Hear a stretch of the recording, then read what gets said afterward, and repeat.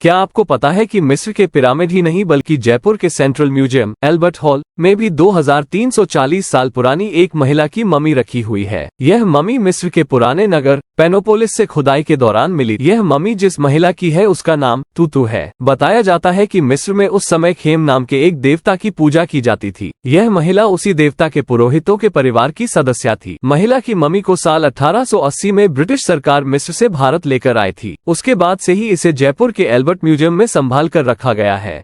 इस ममी को देखने हर साल सैकड़ों की संख्या में सैलानी आते हैं। इनमें विदेशी सैलानियों की भी अच्छी खासी संख्या होती है। यदि आप सोच रहे हैं कि केवल जयपुर के एल्बर्ट म्यूजियम में ही ममी देख सकते हैं, तो आपको ये जानकर खुशी होगी कि जयपुर सहित देश के 6 शहरों कोलकाता, लखनऊ, मुंबई, हैदराबाद और गुजरात के म्यूजियम में भी ममी रखी हुई है। इन ममी की देखरेख मिस्र के पिरामिड की देखरेख करने वाले मिस्र स्थित कैरो म्यूजियम के विशेषज्ञों के निर्देश के अनुसार होती है। हाल में जयपुर आए मिस्र से 3 सदस्यों की टीम ने एल्बर्ट म्यूजियम में रखी ममी की रसायन शाखा की टीम के साथ लगभग 2.5 घंटे तक ममी की जांच की। आज भी ममी की देह उसी तरह दिखती है जैसे इस महिला की मौत अभी कुछ ही देर पहले हुई हो। क्या आप जानते हैं 142 वर्ष पहले बने एल्बर्ट हॉल का इतिहास क्या है? जयपुर के एल्बर्ट हॉल को सेंट्रल म्यूजियम भी कहा जाता है। ये संग्रहालय रामनिवास गार्डन में स्थित है। इसकी स्थापना 1876 में राजकुमार एल्बर्ट द्वारा की गई। इस संग्रहालय में पुरातात्विक और हैंडीक्राफ्ट के सामानों का विस्तृत संग्रह है।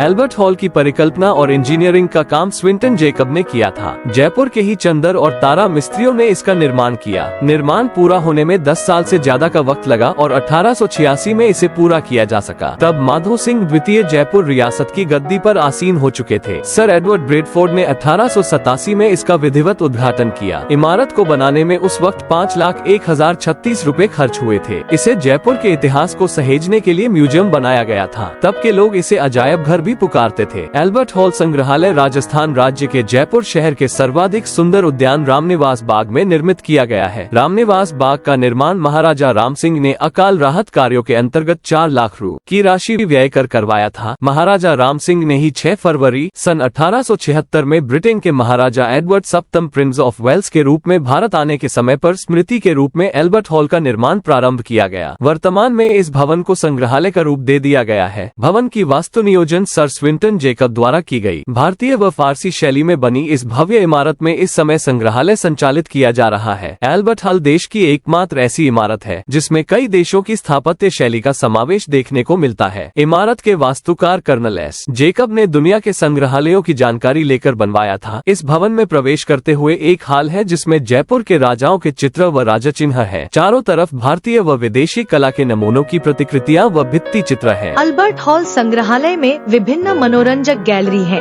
जो 19वीं शताब्दी से प्राचीन काल तक की वस्तुओं और रत्नों का प्रदर्शन करती है। एल्बर्ट हॉल बेहद ही आकर्षक संग्रहालय है जो राजस्थान के सबसे पुराने संग्रहालयों में से एक है। संग्रहालय में मिट्टी के बर्तन और लघु चित्रों सहित पारंपरिक राजस्थानी कलाकृतियों का एक प्रभावशाली संग्रह है जो राज्य की समृद्ध सांस्कृतिक विरासत की जानकारी प्रदान करता है। उत्तम तलवारों और कवच से लेकर बर्तनों और मूर्तियों तक प्रदर्शन पर मौजूद धातु की कलाकृतियां बीते युग की शिल्प कौशल को दर्शाती है। संग्रहालय भारत और उससे परे की पेंटिंग, मूर्तियों और सजावटी कला की एक विशाल श्रृंखला का घर है। इन टुकड़ों का जटिल विवरण और ऐतिहासिक महत्व उन्हें कला प्रेमियों के लिए अवश्य देखने योग्य बनाता है। इस आकर्षक गैलरी में आपको मुगलों और अंग्रेजों द्वारा उपयोग किए गए सिक्कों का एक व्यापक संग्रह मिलेगा। 5 नुकीले प्रतीकों वाले सिक्कों को मुद्राशास्त्र के क्षेत्र में सबसे प्राचीन कलाकृतियां माना जाता है। मुगल काल के अकबर, जहांगीर, शाहजहां और औरंगजेब के शासनकाल के कई सिक्कों का भी संग्रह है। आगे हम देखेंगे ये पाषाण की मूर्तियां हैं जो सारी की सारी मूर्तियां हैं। ये चामुंडा की है, 9वीं से 10वीं शताब्दी की चामुंडा की।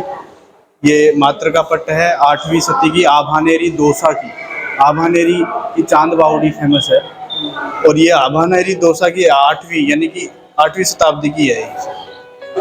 ये यक्षी है वाराणसी की 4वीं शताब्दी की। पुराने इतने पुराने। ये ब्राह्मणी है 11वीं 12वीं शताब्दी की जो आभानेरी की है और 8वीं शताब्दी की है ये दोसा की है।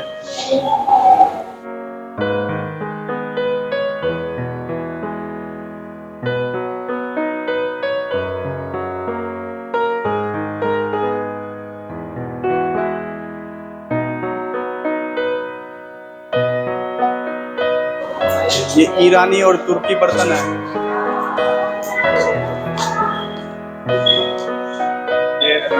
हाँ, ईरानी और तुर्की बर्तन।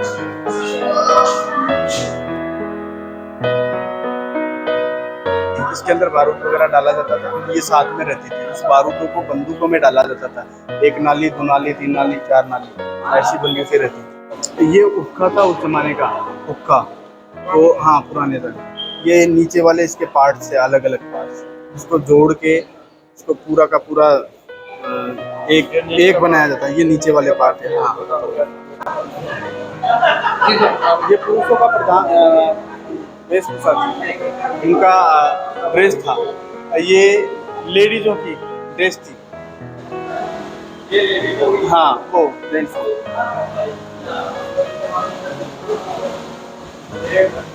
ये कंवारी लड़कियां जो होती थी, हाँ, और राजस्थान में खासकर पगड़ियों की अलग अलग पहचान, पगड़ियों से पहचान लेते थे पहले। ये पगड़ी बांधने के पूरे तरीके थे, उनको पता रहता था नौकर चाकर दास राजा व्यापारी वर्ग कैसी कैसी पगड़ियाँ पहनते थे। ये 2300 साल पुरानी मिस्र की महिला का डेड बॉडी है। उस महिला का नाम है 2011 में उसका एक्सरे किया गया था, तो आज भी एचटी जैसे केस। तो इसके अंदर ये लेडीज, हाँ ये है मम्मी, हाँ कवर है, ये पूरा ऊपर से कवर किया गया डेड बॉडी एचटी है। ये पूरी की 2300 साल पुरानी।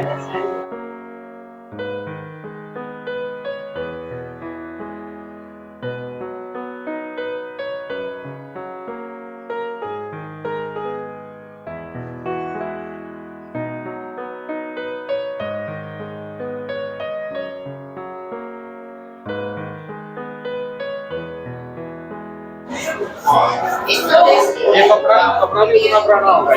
ये सब इसको उसी समय से, और फिर इसका एक्सरे किया 2011 में। तो जब इसको देखा तो हाँ यहाँ लाके हाँ, तो 2300 साल पुरानी मिस्र से इसकी डेड बॉडी है। ये पूरी, इसका नाम है टूटू, महिला की डेड बॉडी है मम्मी।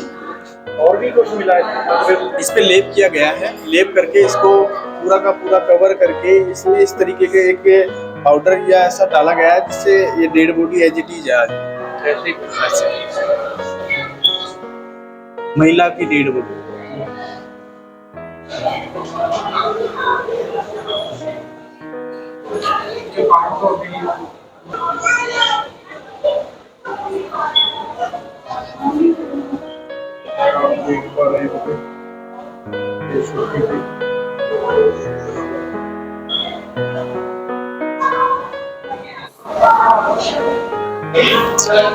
ये 17वीं शताब्दी का है। मानसिंह प्रथम जो राजा हुए, मैं बताया था आमेर वाले, जो अकबर के चीफ कमांडर थे, मानसिंह फर्स्ट। ये उनके कार्यकाल में ये बजाया जाता था। 2 आदमी मिलकर इसको बजाते थे, 2 आदमी।